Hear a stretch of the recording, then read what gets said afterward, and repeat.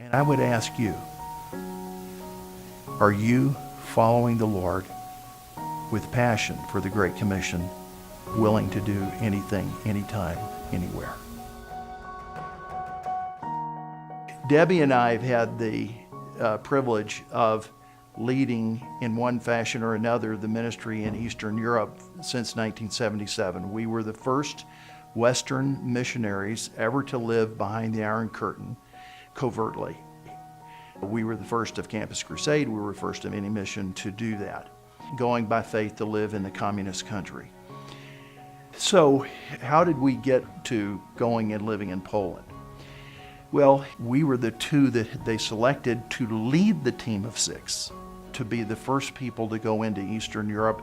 And in the process of going to Poland, one of the greatest shocks to us was that the other people didn't come. We were the only 2, and there were not going to be more to be ready to go with us. So we stood at a very precarious moment in our journey.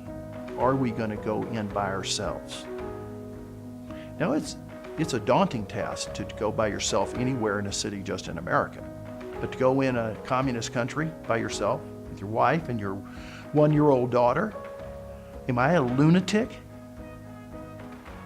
Certainly I asked myself that question on many occasions. So on the pivotal day to come to rest with this decision, were we going to go ahead and move into Poland, or were we going to go home? Stop before you go. So I took a day alone with the Lord, and at the end of that day, I came to, Lord, you called us, and you have promised us that you would be with us. And in tears, got on our knees and said, Lord, whatever you ask us to do, we've already committed to do. Because when I proposed to Debbie, my proposal was, will you go with me and be open to doing anything, anytime, anywhere that God asks you to do? And so we got on our knees and said, Lord, how can we say no when you're opening the door? And so we said yes, in tears, knowing that our families would just be devastated by this. And also that we really didn't know anything. We didn't know how to get there, what was going to happen, and so forth. And so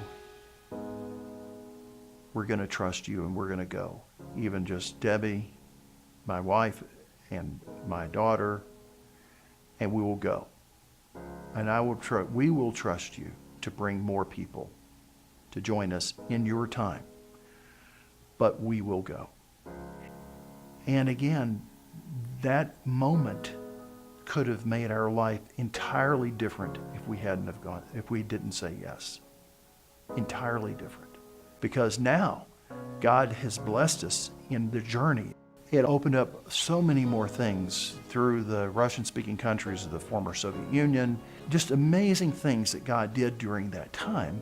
And in 2010, when we handed over the leadership of Eastern Europe, we had 1,200 staff in 20 countries that we were leading.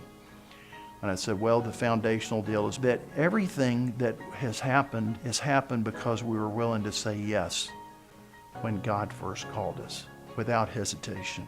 When you are saying to God every day, I'm willing to do anything, anytime, anywhere, then you are free. You have the greatest joy in your life because you're in His will and because you will know His will, His good and perfect will. And if you're not willing to do anything, anytime, anywhere, you will not know His will, not His perfect will. So the way to have God's perfect will in your life is be willing to do anything, anytime, anywhere. And that's been our standard practice through 44 years of ministry.